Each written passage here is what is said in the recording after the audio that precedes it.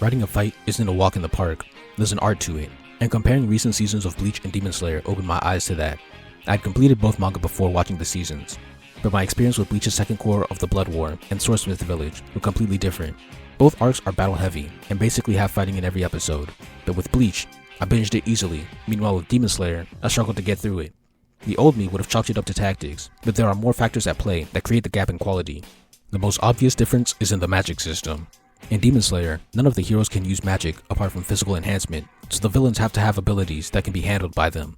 But in Bleach, both sides have powers, resulting in a wider range of potential abilities in a fight. But Kubo's creativity turns this potential into tangible results by creating some of the most creative and engaging battles in the story. Ice, missiles, bombs, giant swordsman avatars, immortality, imagination materialization, fire, electricity, zombies, name control, you name it. This range and level of creativity allows for more inventive, iconic dynamics and moments in fights. Mayuri's Izanagi, Kenpachi cutting through a meteor, and the vacuum of space. Nimaya Oetsu soloing the Royal Guard with just swordsmanship, and Ichibei changing Yuha's name to Black Ant. These levels of extreme epicness are rare in the genre. What did Swordsmith Village have? A demon with fish monsters and light water manipulation, demons with electric, wind, screaming, and wood. And again, these abilities had to be limited so that the powerless heroes could keep up. Kubo also shows his mastery of writing dramatic turnarounds or comebacks. One side will be getting swept, then they lock in and start stomping the opponents. I think this extreme contrast between a character losing badly and winning with ease is what makes this technique so exciting. Toshiro and Soifon were getting destroyed, but then they got their Bankai back and demolished their opponents. The Master Masculine fight is one of the best examples. The Shinigami trio washes Mask with ease, but then he gets back up and mops them.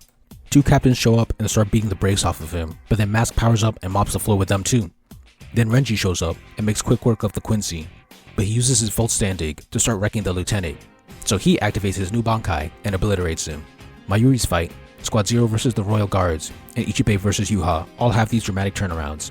Demon Slayer has turnarounds, but they aren't as dramatic or epic as Bleach's.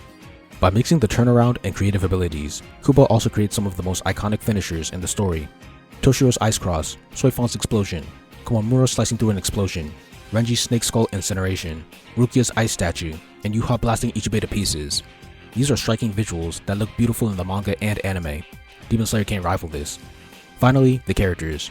Bleach characters just ooze cool, and by that, I specifically mean the way they stay so calm under pressure, as if they already knew the outcome of the battle before it began. They often have ice in their veins, and that level of composure and confidence makes the finishers so swaggerful. And it isn't because Kubo can't show emotion in his art or writing.